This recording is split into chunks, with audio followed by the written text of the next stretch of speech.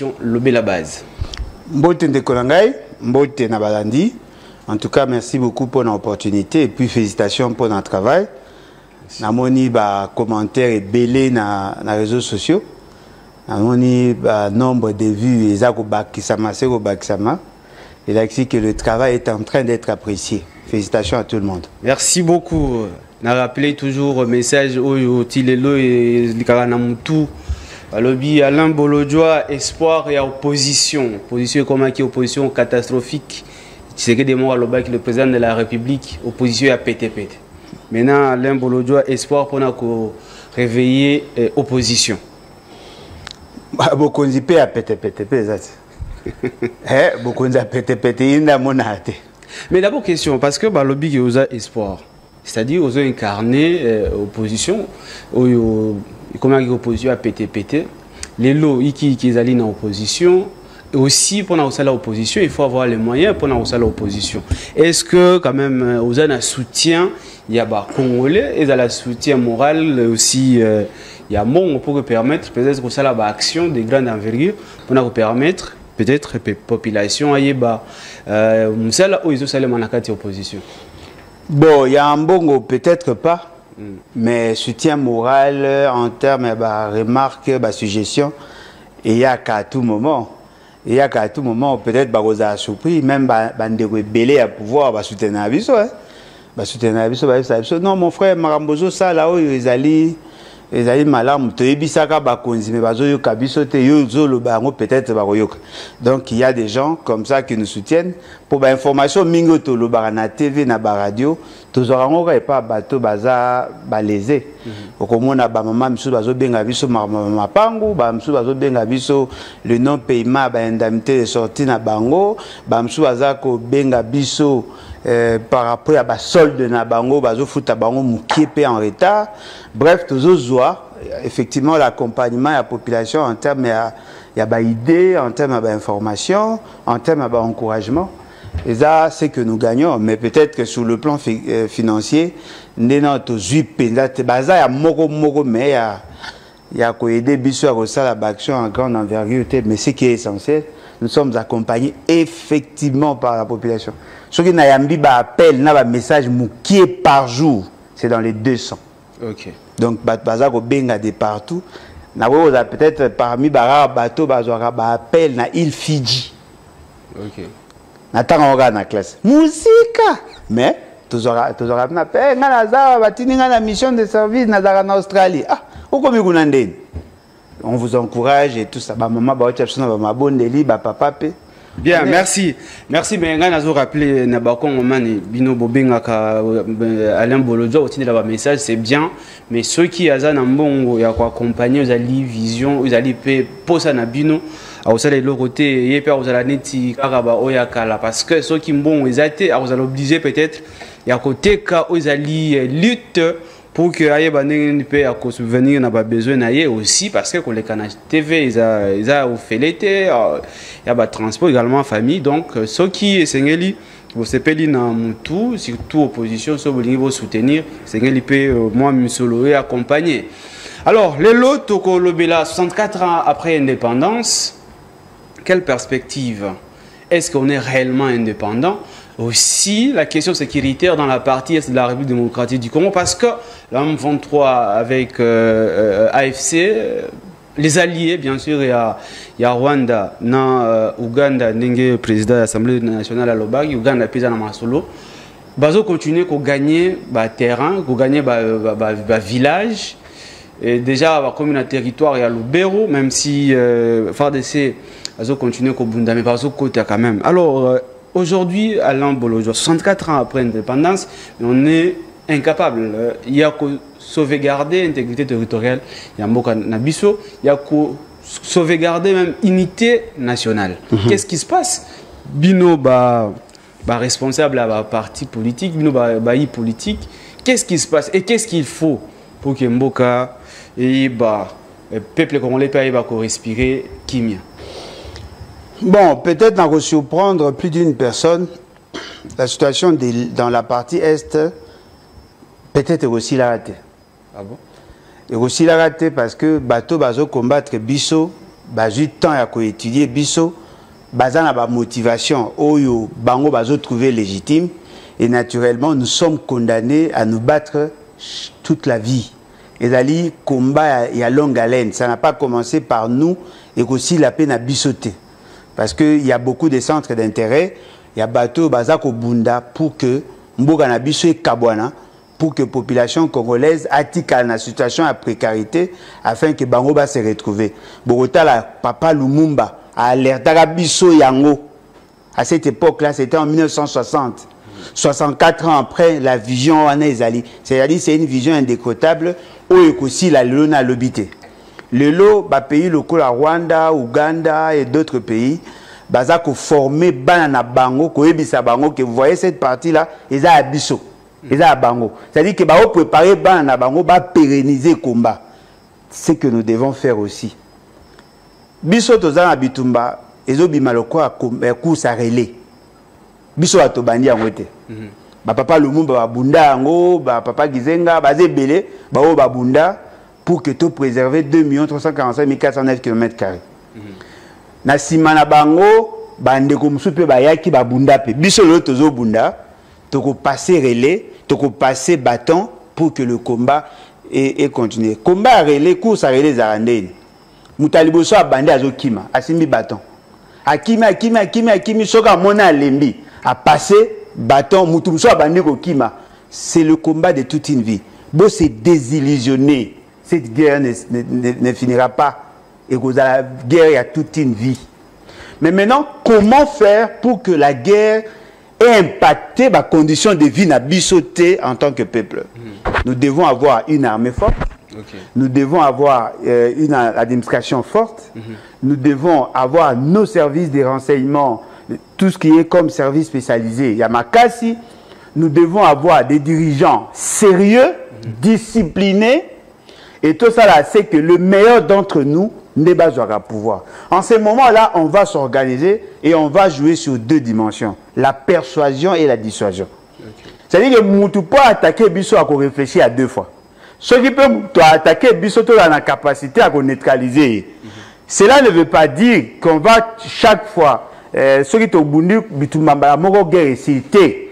on va gagner des batailles, ça va décourager nos ennemis et prochainement, tant qu'on va attaquer Bisso, on va réfléchir à 2 fois. Nazana posa à coacher à bino na psychose. Na kozo ka exemple le quoi Bisso baboti. Kolukambo pour bana balia ils ont combat toute une vie. Ce n'est pas parce que y a ça qui a l'osonné du tumbesili. Omoni, c'est ce que je veux dire. C'est un combat où les autres senga Bisso préparation makas. Ce que je déplore chez nous, nous sommes dirigés par des indisciplinés. C'est-à-dire qu'ils n'ont pas la discipline de la situation.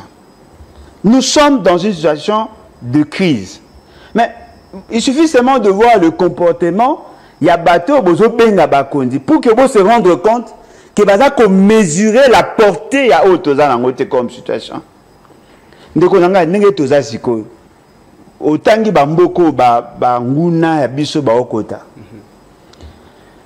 N'est-ce pas qu'il y a un rapport, il y a Nations Unies, d'abord Liboso, tout ça a un rapport mapping, oyo énuméré, batu nyonso yo basala biso mabe, kobanda 1993, tina 2003. L'État congolais n'a jamais formellement, officiellement soutenu ces rapports. Jamais. C'est quand même surprenant. Au lieu de tout soutenir le rapport Wana, tout pour que le rapport Wana ait mis en exergue, on ne l'a jamais fait.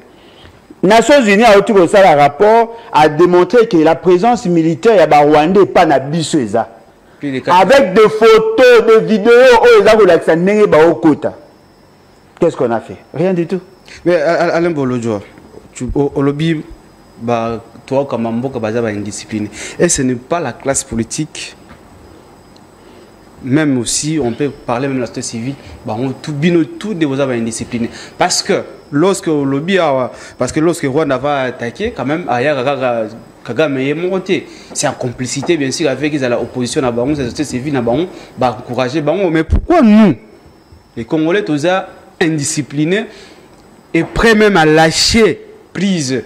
y a ko soutenir soit le président de la République en place pour trouver solution pour quand ça nous on a affaire naie ils a affaire à bisoter non ils a affaire naie d'ailleurs quand tu apparemment il a affaire à on ndenge zo kende ndeko nanga équipe lever sa main à koloba que l'opposition actuelle n'a pas opposant il y a le kolomoko côté à il y a pouvoir na le kolomoko côté opposition n'a pas opposant au makolomi baye na opposition n'a pas tout musu bazaki na opposition ba koti na pouvoir qui n'a pas vu ses opposants là faire des déclarations il y a quoi ça fait c'est que attention on dirait aux autres Keneza Mabé aux autres servi cause il y a étranger mais déjà en acceptant il y a aucune élection sans retour et massisi au bazaki soukou nga quelle élection c'est cette question aux élections qui na maboka ba rebelle déjà qu'on dit mais là qu'on a ils à l'opposition c'est-à-dire que bino tout vos ici comme te ngata ko sangata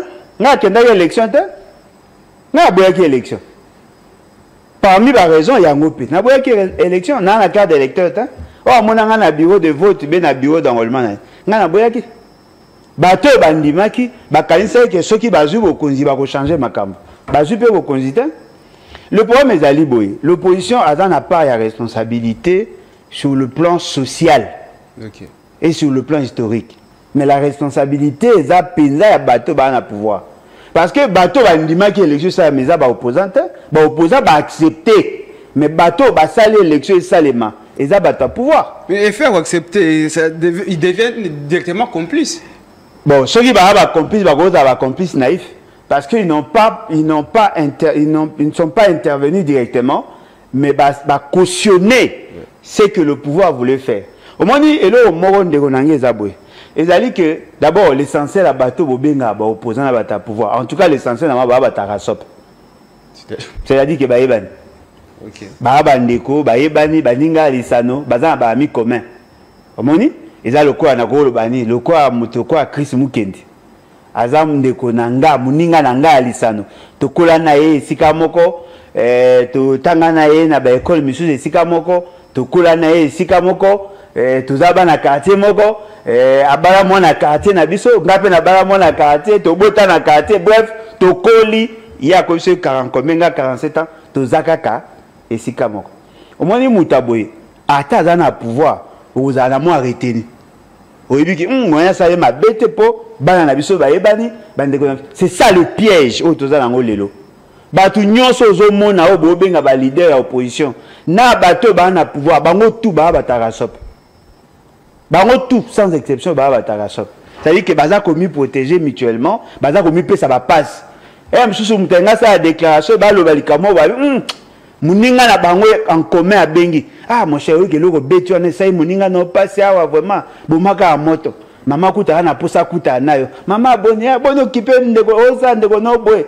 yo kelema mama limbisa na kosa na kobongisa ça c'est pas l'opposition ça on est comme club d'amis toza na posa effectivement que le pouvoir aille ba ke biso to la garde-fou omoni moi so ba sa ndako étage ba chaka garde-fou pour aller Mutamilangwa na mwana aza inconscient a une intention à kokoyate basali yango pour que pekisa yako c'est ça notre rôle en fait nous avons lancé des alertes même bandeko na biso a rasop pour balana opposition balancer ba alerte parce que ça fait c'est que kokende boete le Rwanda c'est un pays ennemi autour le bas que mutu mora lobby a pouvoir lobby le Kagame est aza soutenu par Museveni bazana Museveni c'est-à-dire l'Ouganda mais biso to le bas ngokala na lobaga pe makambo ya Kenya to loba na ebisaka bango bokeba ndenge boyokende botala système ndenge ezo fonctionner parce que biso muto asunga biso to comprendre moi makambo yango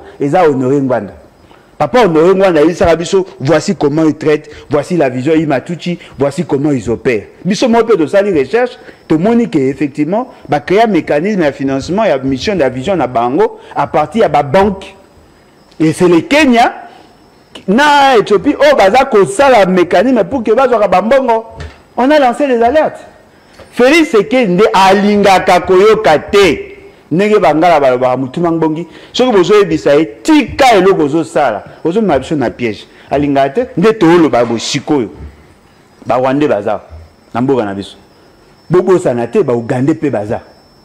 Ba Ougandais bayaka de manière formelle, na mission conjointe au Basalaka, les opérations conjointes Basalaka na pays seki. Ba bimate. Ba o bayaka na compte à EAC. Ba sangana na ba troupe wana. Les Burundais sont chez nous. Ça dit que sur 6 pays, oh bayaka na cadre à EAC 3 bazar. Ba bimate. Et là on est toujours ça là. Biso moro toujours dans la décision contre Biso, mais peuple na Biso a okufa. Mais ça passe yango. Le bien un rôle d'opposition, ils ont un rôle à garder fou, mais aussi s'il faut qu'on pacte ensemble avec le pouvoir pendant qu'on trouve une solution, c'est également une piste. Parce que je me rappelle, d'ailleurs en 2001, lorsque Kabila fils à côté du pouvoir, le pays était scissionné en 4, en 5, tout ça là, et puis il fallait qu'il y ait un dialogue à l'interne entre Congolais pour qu'on trouve une solution. Alors aujourd'hui, qu'est-ce qui vous empêche, vous de l'opposition, d'accepter la main tendue par le pouvoir pour qu'on réfléchir sur la paix? Parce que le bien que la guerre a continué, c'est en train déjà, c'est-à-dire il y a la possibilité de continuer, ceux qui te réfléchir à la piste de solution au voilà. Mais tendue à faire ce qu'il y a ça à plusieurs reprises lorsque dans la présentation de serment. Ouais, mais tendu. Quand quelqu'un fait la déclaration à l'objet que non, dans la poste à opposition, tout ça, c'est ça la main tendue. Il a déjà lancé des invitations. Cadre et réflexion à ça. Forum où il y a convoqué à l'objet que l'opposant il y a tout réfléchir ensemble sur la question de l'Est. Moi, il fait ce qu'il y a Benga. Et là, monsieur, il faut démissionner. Ah, au moins, ce qu'on a proposé, on a une de Bolingate. C'est la affaire personnelle, parce que c'est le problème déjà, tu veux qu'il y ait un problème personnalité. Non, parce que lui veut partir. Nous, on est au côté. Ceux qui toujours, moi, on a aux Olokambo, quand on est na Congo, tout bas, ma belle, on a fait ce que. Apparemment, oui. Apparemment, mais ceux qui apparemment, donc, ils désespèrent, ils en ont raison. Parce que Bino, parce que Bino, il y a les Kama. Bino, il y a des gens qui s'abattent, quoi faire ce que. Il y a des gens na loba ngo anaza ko continuer koloba. Bon moi situation toza ngo lelo et comme il m'a cassé pourquoi? Parce qu'il a posé des actes contre l'État. C'est lui qui nous a mis devant un guet-apens. Guerre à Zalaki. Mais la situation en pleure aux yeux lelo. Et Zalaki le bosso boete, c'est lui qui a occasionné tout ce que nous avons. Celui qui au Keneto frère de toi papa ou commettre telle erreur, telle bourde, telle bourde, telle bourde. Pour sauver la République. Parce que sauver la République ne veut pas dire que tout le monde le suive à la queue de l'heure. Hein? Sauver la République, c'est aussi lui dire, monsieur, tu as été insignifiant, insuffisant dans tes actions, tu as posé des actes contre l'État. Voilà, et on a été au Kangayo, mais au Kangayo, démissionné, tout le monde sérieux. Ça aussi, c'est une option. Quand ça une option, ne comptez pas sur moi. Sincèrement, moi, je ne trahirai pas le peuple en soutenant Félix Sekedi. Tout à qui dans Joseph Kabila, va même propos au Zoloba. Il va même propos, qui était unique contre Kabila. Kabila Rwandais, Kabila Ndé Moutouaza Sima. Apparemment, vous avez retenu Kabila Longwa. Je continue la question. C'est pas terminé ma question. Kabila.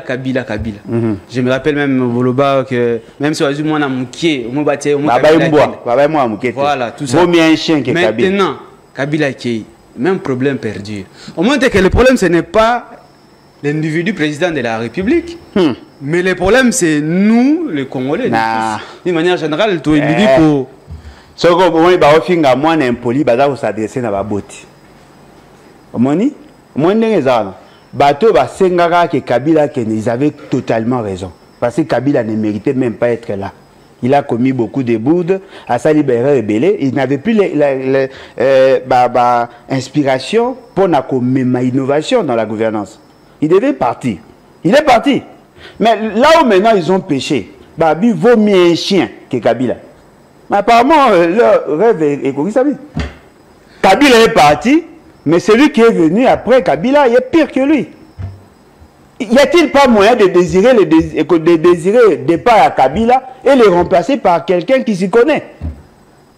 Apparemment, la classe politique déjà dans la position comme majorité, maintenant Moutouazo incarne maintenant peut-être confiance totale à la population.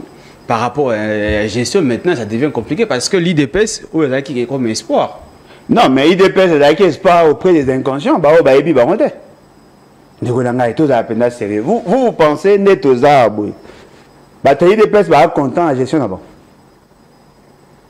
Capote, il y a une vérité, Vous pensez que votre IDPS va hyper déçu. Hyper déçu parce qu'il se faisait des illusions. Les gens se disaient non, voilà, le col a fait c'est qu'il y a Dali, moi, Naïtien, c'est qu'il dit, à quoi qu'on a les aptitudes à papa. Papa n'a pas pouvoir compétence T, mais il était éloquent. Alors qu'il a la capacité à drainer masse. Aujourd'hui, la donne a changé. L'UDPS n'est plus dans la rue.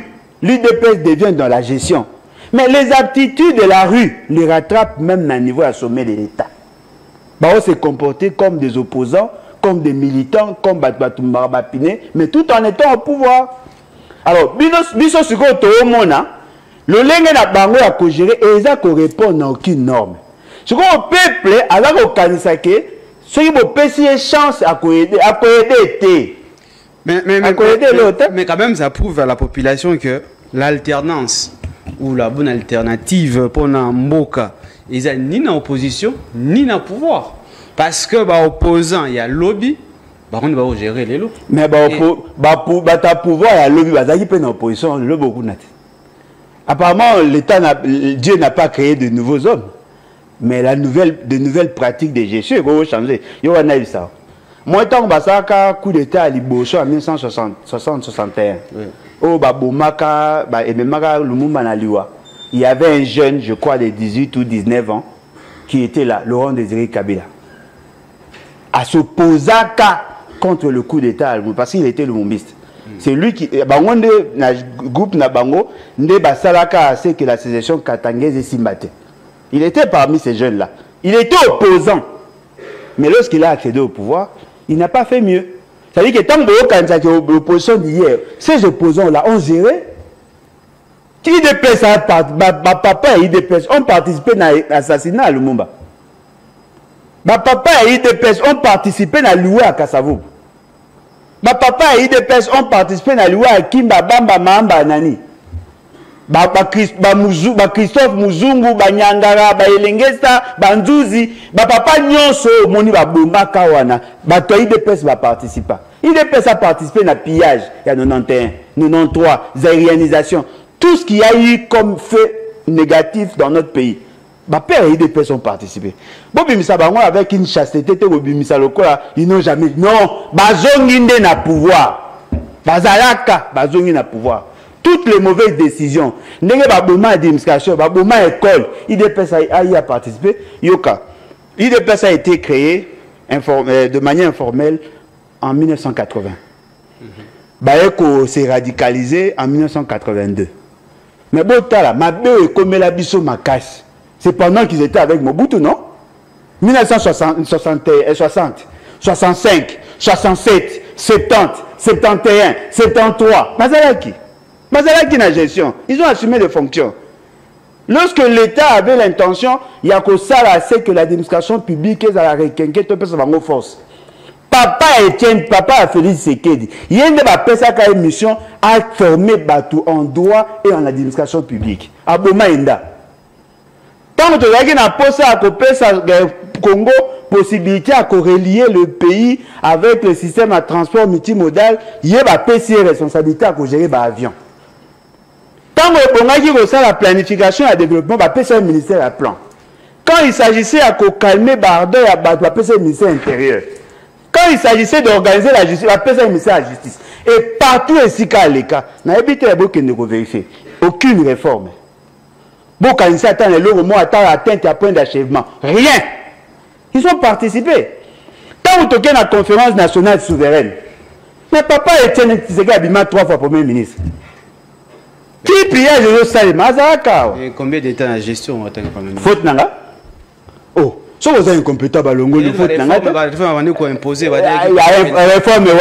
Il y a une réforme. Comment Tshisekedi Nakati? Non, mais parce qu'il y a un peu de parce qu'il était incompétent. Non, réforme à il y a Wapi. Mais au moins, peut-être que maintenant, ça prouve, c'est une question dans et à l'opposition, et à la pouvoir, aucune alternative. Non, alternative, les alliés. Non, l'alternative, c'est-à-dire, opposition, ils ont apanagité pour ramener solution dans Mboka. Comme également, non, mais comme majorité. Non, attendez. Parce que le Bibato, vous avez qui est en opposition, bah aussi pouvoir. Non, mais. Vous avez qui le pouvoir comme opposant, tout ça vice-versa. Tout le monde a bon effectivement, mais avec quelle nouvelle classe politique? Non, mais. C'est ça maintenant la question. Parce qu'en France, on a qui Macron a mis avec une partie naïve, vous avez qui ni de gauche ni de droite. Et après, Bosco Biso to bunda point. To bunda point to changer ba bloc voilà. Parce que au moins nous avons le malheur d'avoir toza ko assister na mixage ya ba mobutiste na ba tshisekediste. Mais bango tout ba utaka ici comme moko. Ba révolutionnaire le 24 novembre. Bango tout ba uté ici comme ba to ba mona ngo lokwa innovation, eza innovation té. Au moins ba mobutiste bazana fait Tshisekedi. D'ailleurs Tshisekedi yé moko c'est un mobutiste. D'ailleurs il fait partie des pères et un père. Au moins bango na philosophie na bango d'abord bazana a besoin que l'État ait comme un fait privé. Ils ont privatisé l'État avec les organisations. Bassali Zaïre, un père est commis, Congo Zaïre est commis propriété privée à un père. Et puis deuxièmement, s'ils veulent la démocratie, pour le bipartisme, il faudrait qu'il n'y ait que deux partis. Parti un père, n'a parti à Codeco, oui, Codeco Basalaki, mais on a deux partis. C'est-à-dire que parti à Mobutu, n'a parti à Etienne Tshisekedi, qui était par ailleurs son ami. Ils sont dans cette logique-là. Bon, le comportement là-bas, ils veulent avoir deux tendances. Tendance, il y a bateau, il y a pouvoir, il y a tendance, il y a opposition, mais bateau opposition, il y a dépendre de bateau pouvoir, il y a boutou, il y a moi, il y a rassemblant. Alors, nous pensons que cela doit s'arrêter. Moi, mon père n'a jamais fait la politique. Mon père n'a jamais été militant de MPR. Donc, il y a la philosophie MPRT. Il y a assistant à MPRT, il y a maman MPRT, il y a soutenu Mobutu. To créer des blocs qui n'habitent, to combattre bango. C'est ça la nouvelle classe politique de l'opposition to Oluba. Ok, d'abord il y a une matrice politique. C'est-à-dire père politique na yo. Oh, mais père politique nanga à cause arrêté parce que philosophie nanga politique ils allaient rater avant Naza. Ok. Mais ce qui est vrai, na banda politique au père Olingankoy. Mais ma philosophie n'est pas celle de Olingankoy. Okay. Après, na ke pas Jean-Marie Boulambo Kiloso. O azali azaki mutu ya MP na salina ye, mais ce que je défends aujourd'hui, ils a ni à Olingankoy ni il y a Jean-Marie Boulambo Kiloso. Ok. La fois au dernier, tu as dit Jakindal, président, il y a MRPC. Alors, que le problème, il y a Congo, ce n'est pas seulement que c'est pitoyé, mais le problème, c'est d'abord la jeunesse congolaise. Si les lots continuent, qu'on a toujours vassaux, il y a des leaders dans le baron. Et en plus, maintenant, le problème, il y a financement. Parce que pendant qu'on a la partie, pendant qu'on s'imposer avec des actions de grands navires, il faut le moyen. Or, les jeunes actuels, Missolon ils étaient. Mais la vie à Kaisa peut me faire moins vite. Effectivement, mais en tu vois, ils ont toujours. Non, ils ont réduit Bisso, effectivement, mais ce qu'on a déterminé. Après production, ça a été qui a joué à Somi Congo. Ezali. Bien. Au moins, et le Ezali, entre l'argent et les idées, il faut d'abord commencer à avoir des idées et l'argent viendra. Au moins, Nazana posa na ebisa ba jeune. D'ailleurs na ebisa ba jeune, même Jakinda na ebisa ka longwa. Na ebisa ka longa ensemble. Ngonga na banda ko comprendre mam na ebisa été. A longwa te? Na ebisa ka Chris Mukenda longwa. Abanda ko douter a longwa te. Ba te belo ozo mona na ebisa ka ba bo longwa. Parce que le problème est aboy. Vous ne pouvez pas être avec vos bourreaux et en même temps désirer les changements. Ce sont les mêmes personnes qui vous conditionnent là. Basé belé Blanchard Mongomba, Nico Maengele, Prince Penge, Maman Chantal, Okei Kuna Kabasele, Okei Kuna Emmanuel Chibambe, tout va les na TV. C'est vous qui créez ces fameux leaders là. Bolongwa. Au moins, on a posé expérience. Et puis, on a gagné. Oh non, on a posé la banque parce qu'ils ont l'argent. Parce que c'est l'essentiel de ces politiciens là. bauti na ba famille ezete mingi bazuka mbo na politique mingi ba msu awoza ata mo expérience asalaka quelque part mais ba msu départ banda muyibi tina suka suko mutabo azolinga conditionner bino boza derrière lui. Et comment ça se fait? Soka amoni que banger politique ezali okomona abengisi ba jeune bokomo ça ba déclaration bo soutenir il y a jeu épaisseur politique, il va maintenant marchander ça. Ateki yango ba pesi poste azu mwasi na eba bazara pe na base bela azu a che azu na batu na ya che bina pesi no ba chargé d'études ba parsec ba poste moko boyo ko gagner vite. Il règne soka longwe ba mité ba kene na place msusu. On peut pas accompagner ces gens. Ça doit s'arrêter. Ça doit s'arrêter. Nous devons avoir effectivement une nouvelle classe politique, mais une nouvelle classe politique dans la pensée et dans la manière, dans la pensée, c'est-à-dire la vision que l'on s'est fait, et dans la manière d'accéder au pouvoir. Ceux qui sont salés en côté, on est des complices naïfs. Bien, merci Alain. Karaté.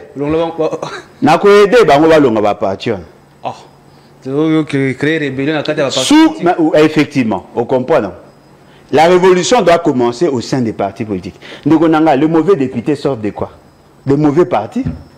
Les mauvais ministres, non pas mauvais partis.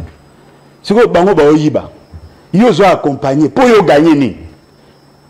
Yo so mona na basala débat moko un jeune y a parti va passer passeport diplomatique. Non, ils arrêtent bana bon. Ça doit s'arrêter. Ils appellent loi hein. Loi bango ba voter en bien. Alors Alain Bolodjo a toujours maintenant 64 ans après indépendance. Quelle perspective d'avenir? Bon, en tout cas, c'est que vrai, au regard et à bas donné, l'avenir est sombre. Okay. L'avenir est très sombre.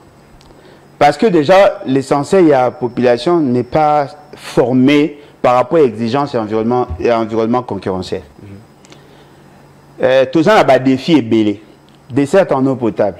Jusque-là, on n'a pas atteint 20%. Dessert en électricité. Jusque-là, on n'a pas atteint 20%. Par rapport à la construction de routes, sur 155 000 km de route, on n'a même pas atteint 5%. On a beaucoup de défis. Chaque année, il y a plus de 3 millions d'enfants qui naissent. C'est-à-dire que la demande en scolarité, ça s'accroître chaque année pratiquement par 10% à la population. 3% à la population. Nous devons nous organiser pour construire nos écoles. Okay. Il faut que la qualité de l'enseignement, le na Congo, n'est pas adapté à une exigence mondiale. Nous devons réadapter notre système d'enseignement ou sinon la politique d'enseignement. Mais cela demande assez que des hommes sérieux, disciplinés, c'est et aussi parce que je pense aussi système éducatif, est-ce que vous êtes d'accord? Parce que moi je trouve que c'est toujours des colons. Et en plus, demande, il y a RDC. La formation professionnelle dans le cadre de l'université, c'est rien à voir. Non, mais effectivement, parce que au moins, les gens dans le Congo, tu peux cette impression comme si tout le monde est appelé à être universitaire. Voilà. Nous ne sommes pas d'accord. Sauf que même dans le projet de société, nous sommes clairs. On va développer 3 types de formation. Formation informelle, qui n'est pas trop développée chez nous. Formation non formelle, c'est-à-dire apprendre aux gens le métier, pour ne pas suivre le cursus classique, et puis la formation formelle telle que au Sala, au Bandi primaire, maternelle, primaire, au côté université. L'université est réservée à bateau, na pour ça qu'on élargit connaissance na bango. C'est-à-dire qu'il veut être chercheur, avec sa recherche fondamentale, à quelle université, recherche appliquée, à quel institut supérieur. Mais pour le reste, on doit valoriser les brevets. Former des gens par rapport à ça. Mouton a un poste à cordonnier. Il n'est pas obligé d'être universitaire. Il peut être formé en cordonnerie, à un brevet, et ce brevet-là est accepté, homologué au niveau de l'État. Il peut trouver du travail dans ça. Au moins, il parle de mingi, il y a examen d'État. J'ai un exemple. L'examen d'État, il y a une évaluation sommative où on forme l'enfant pendant 12 ans. Et puis on l'évalue pour passer à un niveau supérieur. Un enfant peut échouer un examen d'État, mais être intelligent. Effectivement. Ouais. Alors, maintenant, vous imaginez, moi, j'ai 12 ans, na classe à vie, mais un examen d'État échoué, il doit reprendre l'année. Ça n'a pas de sens. Ça, c'est gaspiller le temps. Pour Pourquoi ne pas prendre l'enfant? Il revient juste pour refaire son examen d'état. Parce qu'il a déjà étudié en fait. Moutazu 67% dans la classe, mais dans l'examen d'état échoué. Il répond toute l'année. On paye tous les minervales, il répond toute l'année et au finish, c'est lui qui a fait l'examen d'état. Ou à la commune à 6e, soit il fait l'examen d'état pour aller à l'université, soit il demande à ce que va payer sa brevet, à la brevet, dans le domaine où il y a atteint les 12 ans. Parce que faire que ça, l'étude à 12 ans n'est pas facile. On ne peut pas sortir sans document. Okay. Parce que c'est une formation. C'est-à-dire que nous devons faire ça. Alors, ce que nous amenons comme innovation à Makassi, est la formation informelle. C'est-à-dire qu'il y a certaines pratiques chez nous qui sont très importantes, mais qui ne sont pas valorisées. Mais quand on a imaginé, mode de vie à pygmée, le lingue la transmission à information de génération en génération. C'est une bonne pratique aussi de former les gens, apprendre aux gens les pratiques ancêtres pour que tu gardes aussi notre culture. C'est ce que nous allons faire. C'est-à-dire que la formation, tout ça, heureusement pour nous, nous sommes dans le régionalisme conditionnel, dans le maître mot reste de la décentralisation.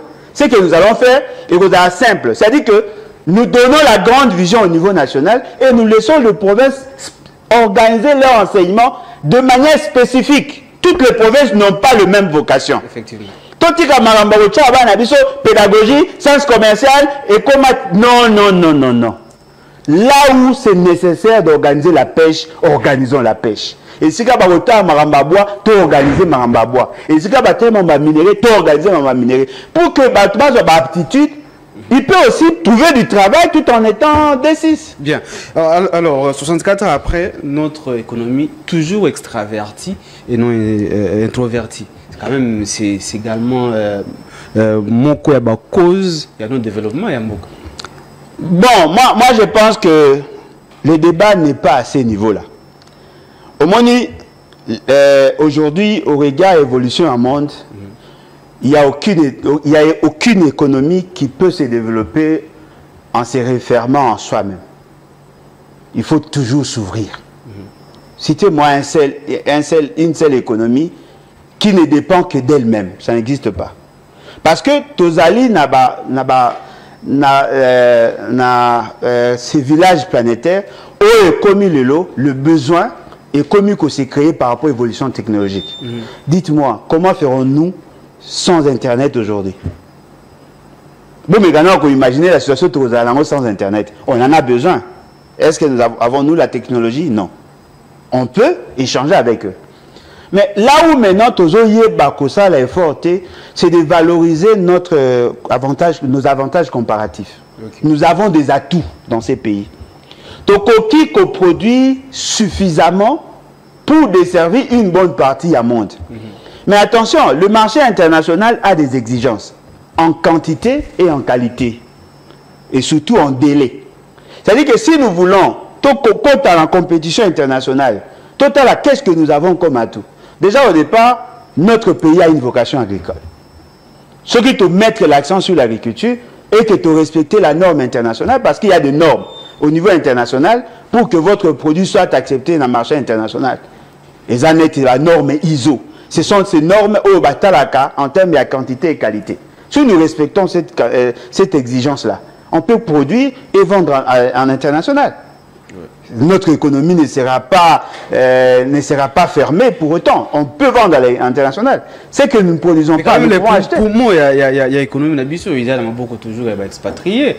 Ici, même la banque, presque toutes les banques. Pas presque. Toutes les banques. Parce qu'il n'y a aucun Congolais qui a une banque. Mais quand même, comment on peut se développer? Même à l'interne, au moment où il y a aussi problème, il y a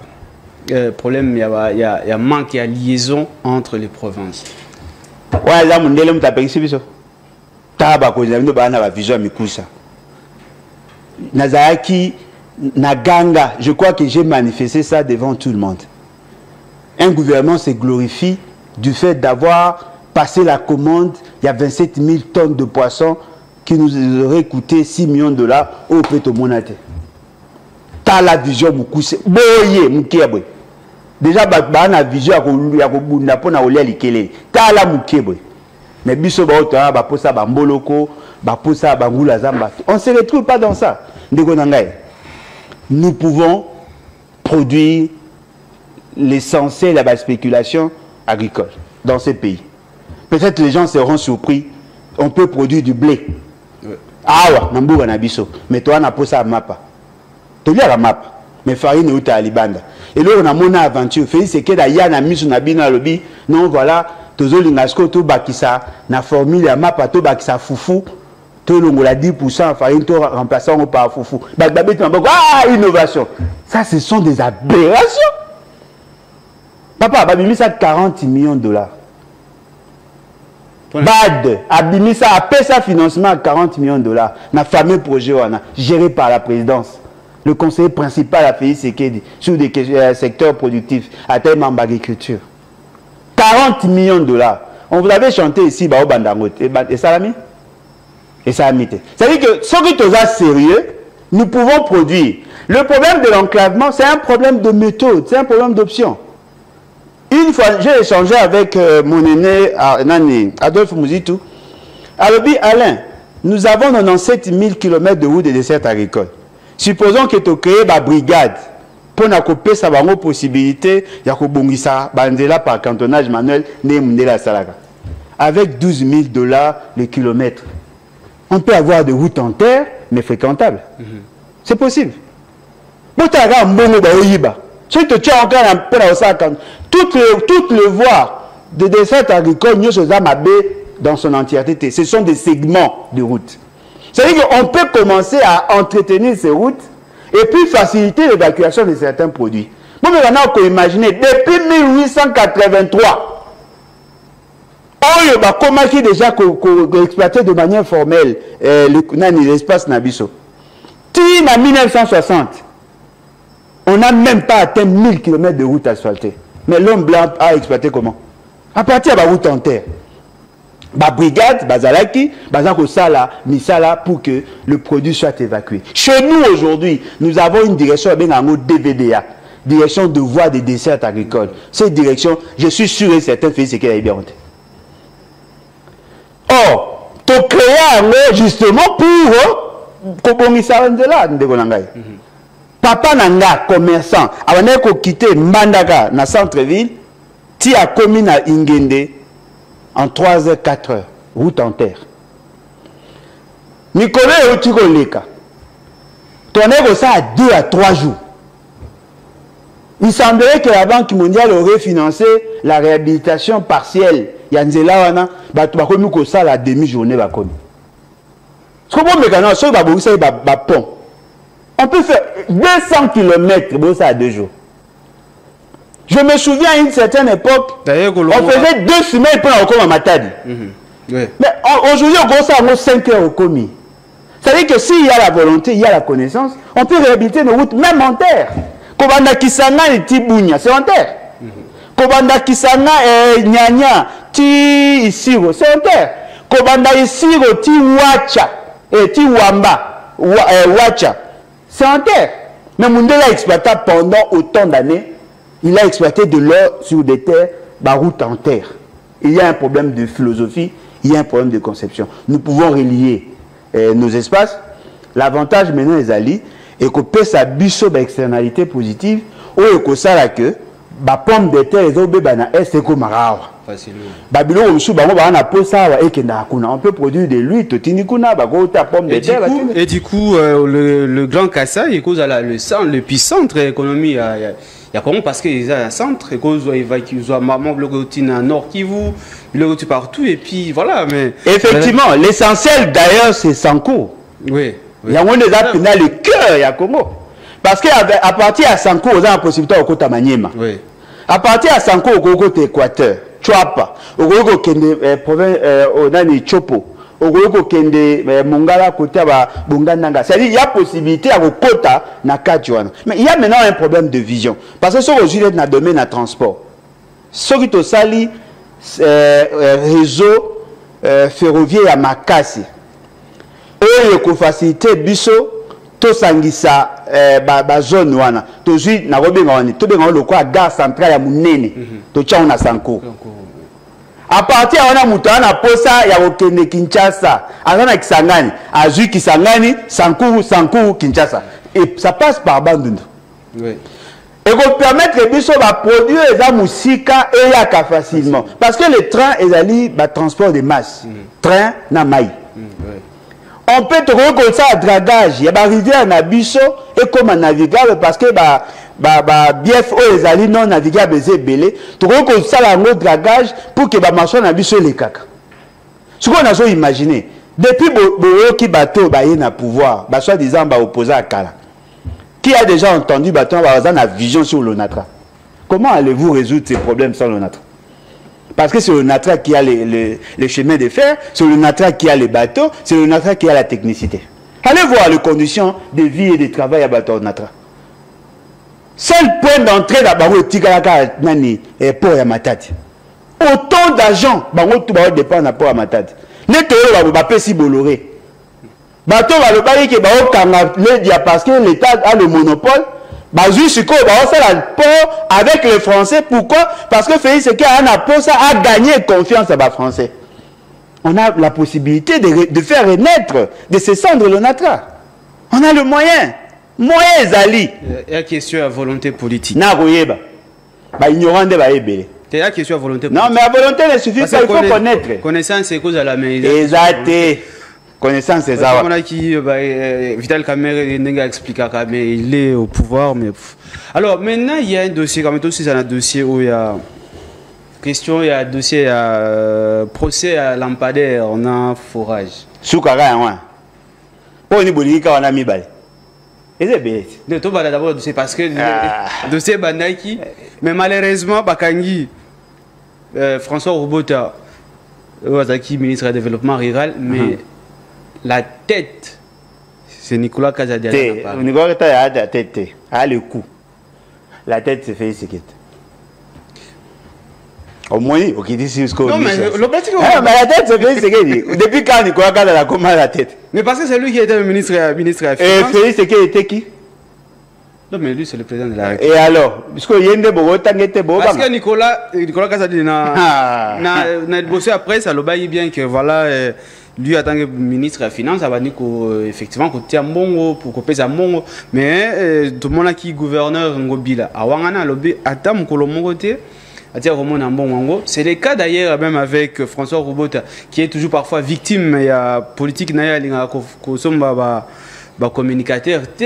Mais dossier on a tout donc la question à la communicateur de ce il veut se mettre communicateur à bomber le moto. Apparemment comme bon parce que pourquoi d'abord il sommes pas communicateur c'est là qui est vraiment côté voilà pourquoi il mais nani comme un ministre a venu à finir la somme pas communicateur na qui mai Tibang azole là ba menacer de mort. Voilà. Hein? Ba somme na union sacrée mais ba menacer na mort na bataillon sacré. Ça au moins il faut tout ça il faut tout ça sérieux. Moi je vais vous dire. OK. La question à forage, le projet a commencé à la présidence de la République. C'est ce que les gens ne veulent pas écouter. Okay. Sa fixation sur Nicolas Kazadi, oui, il a une part de responsabilité parce que c'est lui l'argenté national. Mais la personne qui a commencé à traiter le dossier, c'est Félix Sekete. Ayambi, cette entreprise, Ayambi bango na bureau na ye. Bato ba memela kaye bato wana za bato ya cabinet na ye. Ayambi bango ba sololi bazui dossier batindi yango na développement rural. Parce que dans le secteur na d'après raisonnement là bas. Mutuana a sali projet a sali ba étude à préfaisabilité après ba yeko s'embrouiller ba yeko pesa ba facture na bango ba étude à faisabilité n'était pas concluante. Ils ont pris le dossier.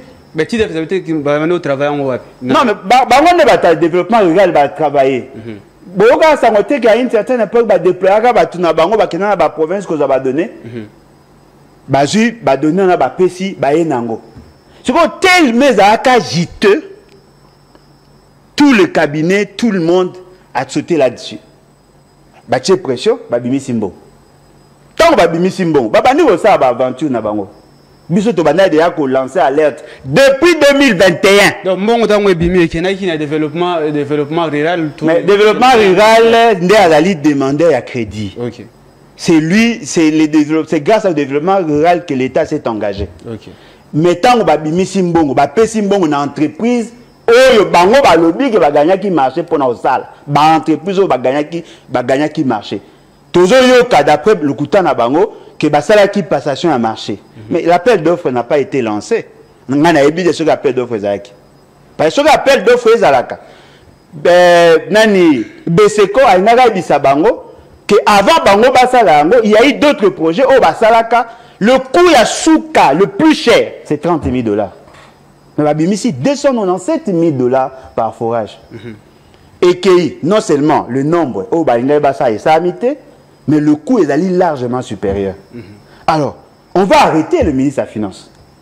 Parce que, que makamunenge salamaki, kanyaka ezalaki. Parce que le coût batiwana est se justifié. Ceux qui servicent n'a travaillé qui va dénicher que effectivement il y a une surfacturation. On va arrêter effectivement le ministre du développement rural. On va arrêter effectivement les autres intervenants. Mais attention, il faudrait aussi qu'on interpelle la Lingeti et Félix Tshisekedi. Parce que c'est injuste. Maintenant, on va dire le contrôle en amont et en aval. A priori, a posteriori. Il ne savait pas qu'a priori, il devait se rassurer sur la pertinence du projet. Il a fait passer. La personne qui a fait entrer le projet dans notre pays, au niveau du gouvernement, c'est Félix Tshisekedi. La personne qui a donné le cutus et engagement, c'est le ministre du Développement rural. La personne qui a décaissé l'argent, c'est le ministre de la Finance. La personne qui a validé le projet, c'est le IGF. OK. Au moins, c'est là le problème. C'est-à-dire que bateau va salir biso mabe basé belé. Mais moutou na moutou a ciblé au ya lingi. C'est pas intéressant. C'est quoi? Bazui maïsi chibangu. Moi nangani aye kokota makambo azo maîtriser te. Non, lukuta, alobi. À cause ça, documentaire, na yeso ki wapi aye na ba documentaire na ye aye ko incriminer sous davantage à lingeto na ça bino ke bokeba na moi mbali wana boyoka kete. Aujourd'hui, il est menacé de mort. Bon, tu évites ceux qui sont menacés de mort, mais tu es qui sont menacés de mort. C'est-à-dire qu'il y a tout un réseau. Ce qu'on a remarqué, ils sont ensemble, ils sont mabé, ils sont s'entretuer. C'est que Mouto a la capacité à couper sa communication pour que Balandaye a gagné sur l'autre. Effectivement. C'est que Lelo, Bazozela, Bakanga Nicolas Kazadi, Bokangi Nicolas Kazadi, Bokangi Alingeti, Bokangi Félix Tshisekedi. Là, il y a justice. Bien, merci bien Alain Bolodjoa. Tokomi na suka émission Lobé la base, émission ya Bino base, Bino Bakongo mani mais un mot toujours parce que dossier où il y a porte-parole et opposition, on a trouvé solution. Alain Bolodjoa, est-ce que Alain Bolodjoa est un candidat? Je vois que Batomingi vous se poser des questions. Alain Bolodjoa, est-ce que vous êtes candidat à porte-parole et à opposition? Candidat ambassadeur itinérant pour de l'opposition. Au fait, c'est qu'il y a un ambassadeur itinérant. C'est-à-dire non, mais vos postes à moi. Porte-parole et opposition. Je vais porter quelle parole, par exemple? Net exemple, net parole. Il y a opposition. Non, Félix Tshisekedi a besoin d'un ambassadeur itinérant. Il n'a pas besoin d'un porte-parole. Il va porter quelle parole? Non, tout ça, sérieux. Vous pensez que cette loi a été bien réfléchie? Pourquoi pas? Non, ça n'a pas été bien réfléchi. Pourquoi avoir un porte-parole de l'opposition dans un contexte de pluralité? Ça aussi. Pourtant, vous avez le porte-parole. Mais quand on peut imaginer, tu fais pas Mouzi, tu as commis porte-parole à l'opposition. Il va porter la parole de qui? Il y a une nouvelle élante. N'a pas allié. Est-ce que Moïse Katumbi a dit maman à lobby? Mais quand on imagine, tant que le Baraka que nous devons faire la guerre contre le Rwanda, il a été insulté par la Mouka, alors qu'il était membre à la Mouka. Et je pense à cette époque-là, il était coordonnateur, si je ne m'abuse pas. Oui, coordonnateur à la Mouka. Ah, c'est quoi, coordonnateur n'a pas porte-parole. En 2019. Non, mais effectivement, Fingaye, na radio. Il espère qu'il avait porté la parole à la Mouka. Mais il a été crucifié par Bemba, par Moïse Katumbi. Bon, par Moutia Moïse Katumbi. Aujourd'hui, qu'est-ce qui a changé? Et quelle est l'opportunité ou l'urgence aujourd'hui pour avoir un porte-parole? L'opposition est plurielle. Ceux qui battent Bazali, opposition institutionnelle, Bazan a posé à cause d'un mouton, n'a pas interlocuteur, n'a pas à faire ce que ça c'est leur affaire. Et d'ailleurs, ce que tu bien, l'opposition institutionnelle a 2 représentants au niveau institutionnel. Il y a le rapporteur adjoint dans l'Assemblée nationale, je pense que dans le Sénat. Batouana Baza supposé être le porte-parole de l'opposition institutionnelle au niveau de l'Assemblée nationale, non au niveau du Sénat. Ce que Baron Lucas, porte-parole de l'opposition ou ambassadeur itinérant de l'opposition, proche de Félix Sekei, pour qu'il y ait le gouvernement. Après, Nasuka, un ministre d'État, il y a un mbongo, il y a un biloko, le quoi cabinet naé, il dépendre du gouvernement, il y a non, marambo boloba ito sepe na ngote fobo kende bo senga bolimi sipoto futabino. Et il y a une opposition républicaine. Sous qu'en aventure, tout celui qui ira vers Félix Tshisekedi, c'est un traître. Vous ne pouvez pas prétendre être de l'opposition et soutenir le pouvoir. Pourtant, la loi. Mouto a opposé, Mouto a contesté le lingue Magambeza au sein du gouvernement. Mais apparemment, vous avez des acquaintances avec ces gens. Vous êtes en train de flirter avec eux. Et en même temps, vous prétendez être des opposants. Vous négociez le pouvoir. Et puis, là, non, il y a autant de ministres et 54 membres du gouvernement, c'est trop, nous devons réduire le train de vie. C'est en ce moment précis. Bon, on a pour ça vous créer sur notre. Il y a combien de vice-ministères, de vice-primatures? Je crois 6 ou 7. 6. Il y a combien de ministres d'État? C'est 10. Si vous savez comment on met 18. Quand vous avez un cortège, dans la garde du corps. Sony. Bien, merci. Nous devons changer les choses. Okay. L'opposition va s'organiser à sa manière pour créer des grands blocs. Okay. Par exemple, bateau balingara fayulu, bakena fayulu, na tout ça. Bao balingara muzitu, bakena muzitu, balingara Moïse Katumbi, bakena Moïse Katumbi. Biso bateau sepelara na bango penza mingi te to créer bloc na biso. En ce moment-là, on a 4 tendances.